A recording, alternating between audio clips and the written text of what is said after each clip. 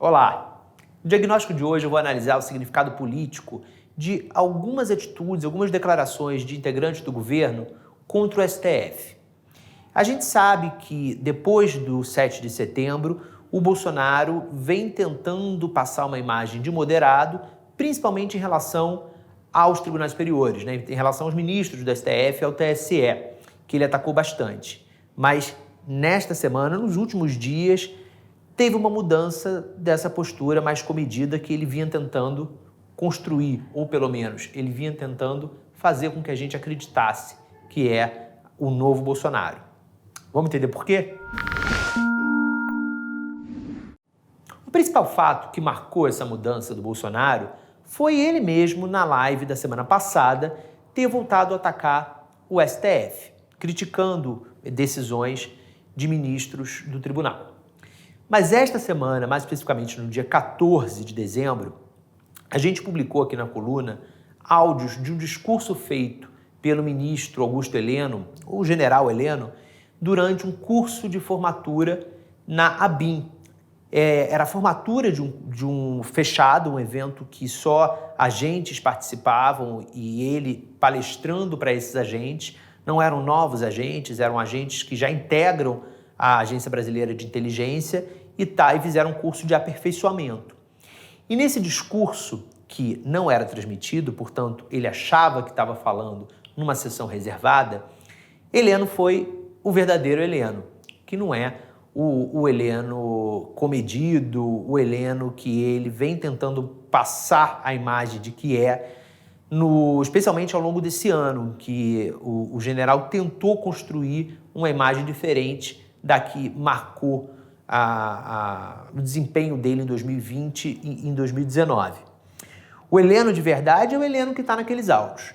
É o Heleno que diz que tem que tomar diariamente 2 Lexotan na veia para não levar o presidente a tomar uma atitude mais drástica contra o STF. É claro que a gente tem que analisar isso sob vários aspectos. O Heleno não tem essa influência toda que ele quis fazer parecer que tem sobre o Bolsonaro. Isso já se provou bastantes vezes. Mas ele envenena. O Heleno fica ali como aquela pessoa perigosa que vai soltando venenos, que vai criando intriga, criando discórdia, tentando levar uma pessoa para um caminho que ela quer. Esse é o Heleno de verdade. Ali, ele quis fazer parecer para os agentes que ele tem um poder de influenciar realmente o Bolsonaro, é isso. Um poder ele não tem, mas, como ele mesmo disse, ele pode levar o presidente a fazer isso. Ele pode envenenar o presidente contra o STF. Não que o Bolsonaro precise que alguém envenene ele em relação ao STF. Ele já é suficientemente envenenado, mal, enfim, tem o STF em desagrado, sem que ninguém precise dizer para ele coisas piores do que as que ele acha. Mas o áudio que a gente conseguiu e publicou aqui na coluna mostrou o que está acontecendo hoje no núcleo duro do governo. Mostrou on the records, ou seja, publicamente, o que em off the records, nos bastidores, a gente vinha percebendo e ouvindo.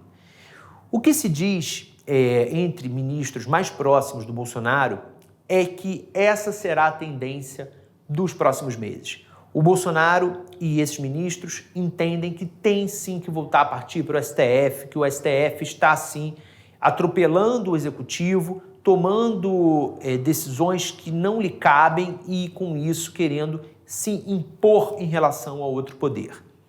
O STF, portanto, vai provavelmente voltar a ser o inimigo público número 1 do governo quando começar 2022. E isso tem uma razão política e eleitoral. Não sei se você já parou para pensar nisso. A gente acompanhou ao longo de 2020 um esforço do Bolsonaro, fracassado, para tentar deslegitimizar o processo eleitoral.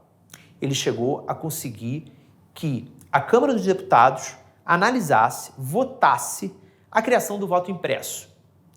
A razão para que o Bolsonaro tenha tentado isso, a gente sabe qual era.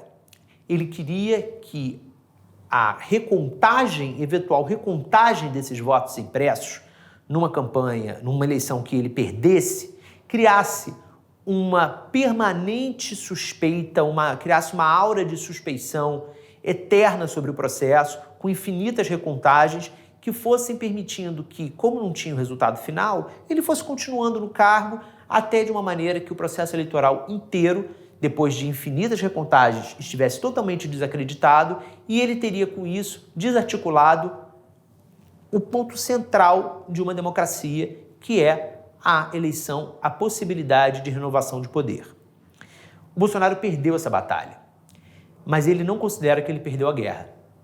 Se o Bolsonaro for derrotado no ano que vem, no primeiro turno ou no segundo turno, eu aposto com você um pedaço do meu dedo mindinho de que ele vai dizer que a eleição foi roubada. Você pode cobrar.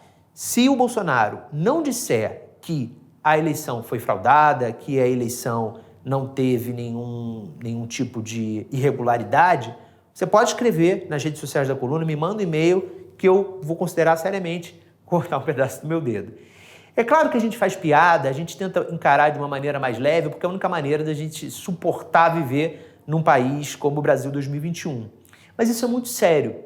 No ano que vem, todo brasileiro que se preocupa com a democracia, que seja de direita, seja de esquerda, quer um país democrático, tem que se preocupar com um processo eleitoral e tem que ficar atento com qualquer tentativa que o Bolsonaro ou qualquer pessoa tenha de fazer com que esse processo eleitoral seja desacreditado.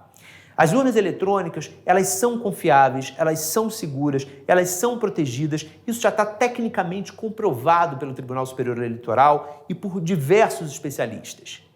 Recentemente, o tribunal convidou cerca de 30 hackers para tentarem hackear as urnas eletrônicas.